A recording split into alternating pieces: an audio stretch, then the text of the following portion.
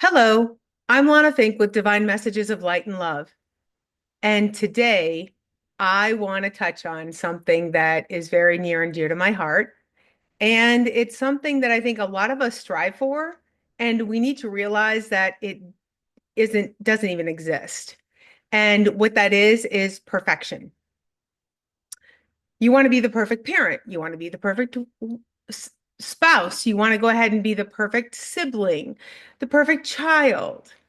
And if we think about all these things in life and we use that word perfect, it just really makes all of us think of all of the things that we did when we were growing up that weren't perfect.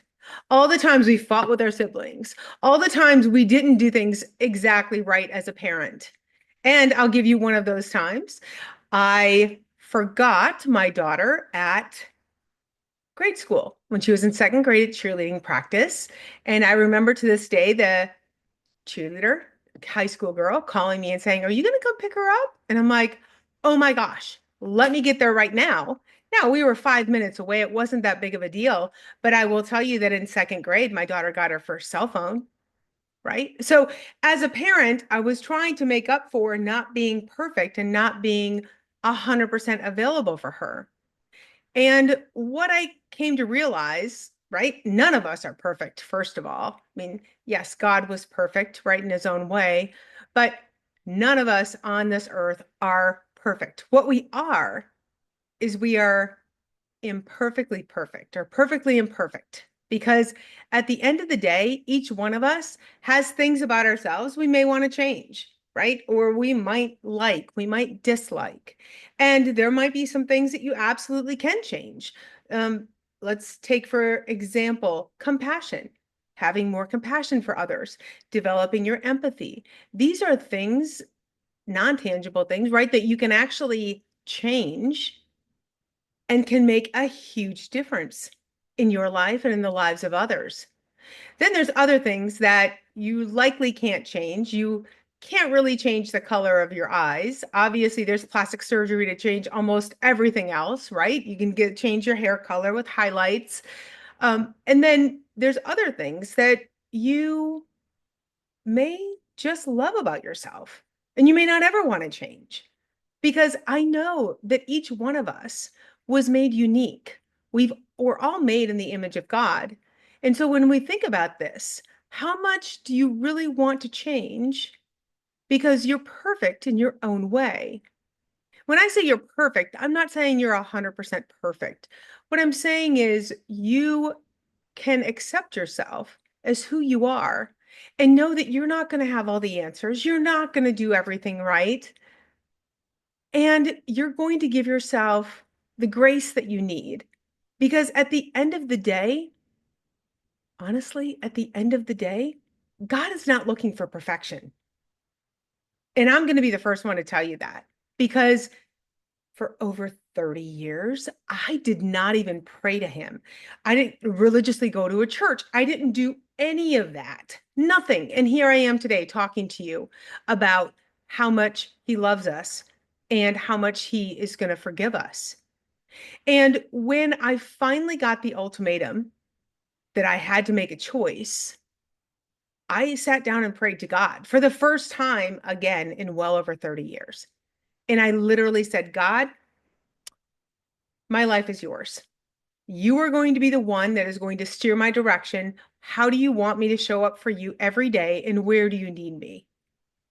And that's when we had our conversation. And he said, "You're ready?" And I'm like, "I'm ready for what?"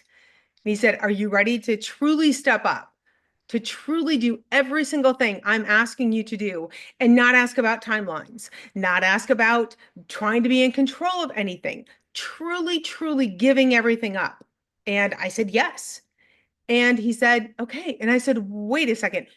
You want me to do this? You want me to be the person to stand up and talk to everyone about light and love and how this is so important for the world today? Because if we each give a little bit of light and love during the day, that would be billions of people getting that light and love."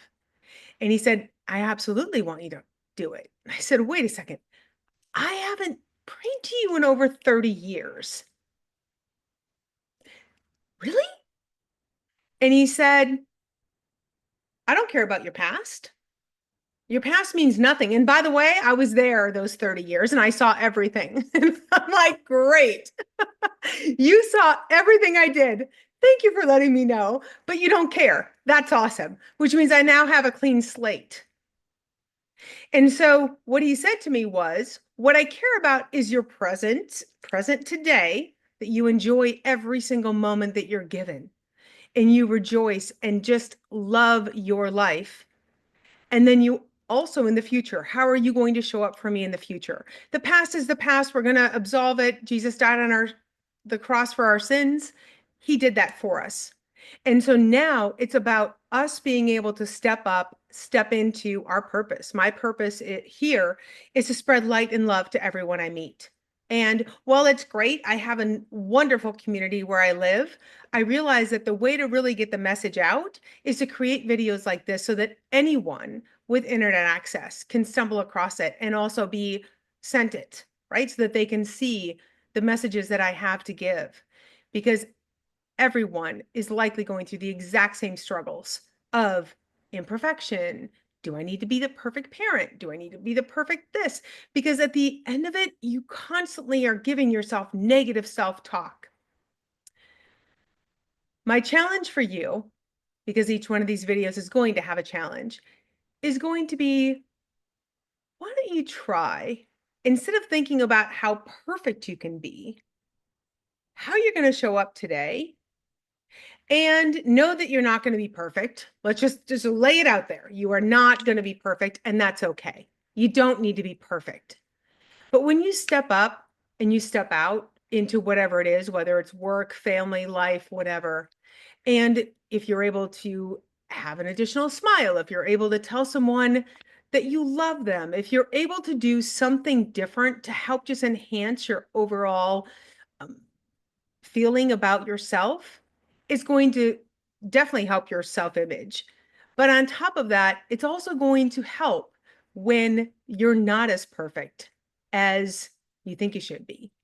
And trust me, my kids constantly, even as adults, tell me what I've done, right?